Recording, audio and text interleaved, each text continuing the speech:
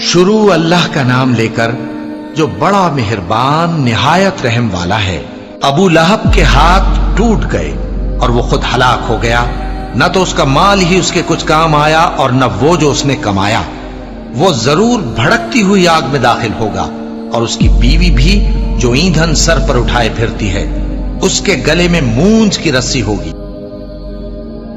حضور کا چچا ابو لہب بدترین دشمن، اور اس کی بیوی ام جمیل بدترین دشمن، دونوں انتہائی خوبصورت انسان تھے۔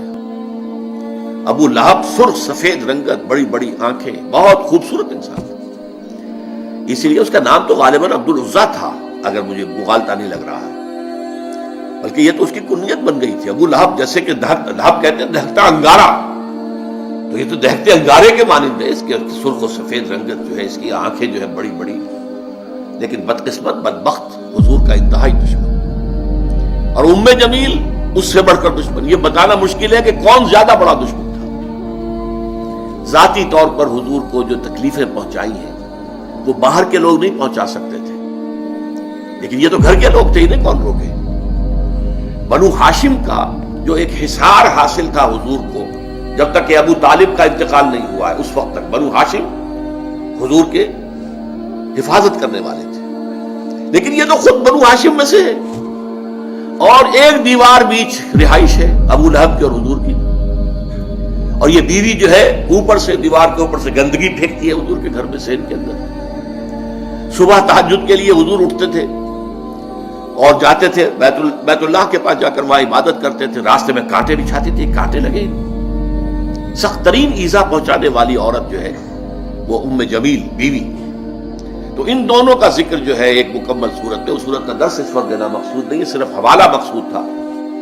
تبت یدا ابی لہب وتب، یہ انتہائی گستاخانہ جملہ تھا جو کہ ابو لہب نے حضور کے شان میں استعمال کیا تھا۔ تبا لک لہذا جمعتنا، تمہارے لیے ہلاکت و بربادی ہو، تم نے ہمیں اس کام کے لیے جمع کیا تھا، ہم سمجھے تھے کوئی کام کی بات تم نے بتانی ہے، تم نے یہ ایک توحید کا ذکر شروع کر دیا۔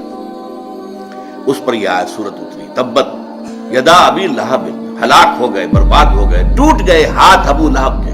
یہ پیشن گوئی تھی، جو ٹوٹے ہیں پھر اس کے ہاتھ۔ حضور کو ذاتی طور پر تکلیف پہنچانے میں سب سے بڑا کام اس کا یہ تھا کہ اس کے دو بیٹوں کا رشتہ حضور کی دو صاحبزادیوں کے ساتھ طے تھا۔ اس نے اپنے دونوں بیٹوں سے کہا، بلکہ غالباً جہاں تک گمان ہے میرا نکاح ہو چکا تھا، وداعی رخصت نہیں ہوئی تھی، تو اس نے کہا دونوں بیٹوں جاؤ طلاق دے کر آؤ۔ وہ گئے اور بڑے ہی گستاخانہ انداز میں، توہین آمیز انداز میں جا کر حضور کے سامنے کھڑے ہو کر دونوں نے طلاق دی بیٹیوں کو۔ تو حضور نے صلی اللہ علیہ وسلم بد دعا دی، اے اللہ اپنے کتوں میں سے دو کتوں کو ان پر مسلط کر دے، اور وہ ہلاک ہوئے، برباد ہوئے۔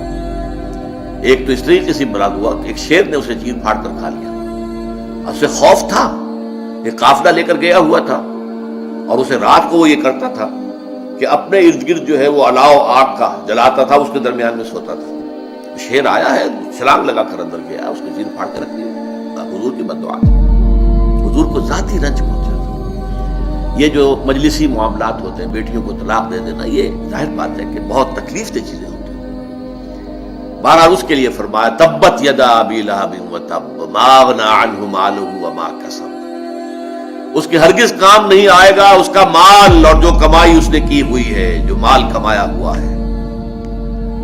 سیصلی نارا، ان قریب جہنم میں جھونک دیا جائے گا، ذات لہب، اس کے نام کے حوالے سے ہم لائے، جو بھڑک رہی ہوگی شعلوں کی طرح، جیسے یہ ابو لہب ہے شعلہ، شعلے کا باپ، شعلے والا، تو آگ بھی شعلوں والی ہوگی۔ سیصلی نارا ذات لہب وامرأتہ، اور اس کے ساتھ ہی اس کی بیوی بھی حمالۃ الحطب، جو کہ ایندھن لے لے کر آئے گی اور اس آگ میں اور ڈالے گی تاکہ اور آگ بھڑکے۔ سیصلی نارا ذات لہب وامرأتہ حمالۃ الحطب فی جیدہا حبل من مسد، اس کے گردن کے اندر ایک موٹی سی رسی ہوگی باندھ کی، جس سے گردن چھل رہی ہوگی۔ یہ جہنم کے عذاب کی ایک شکل ہے جو دکھائی جا رہی ہے، اس کی حقیقت تو وہیں جا کر واضح ہوگی۔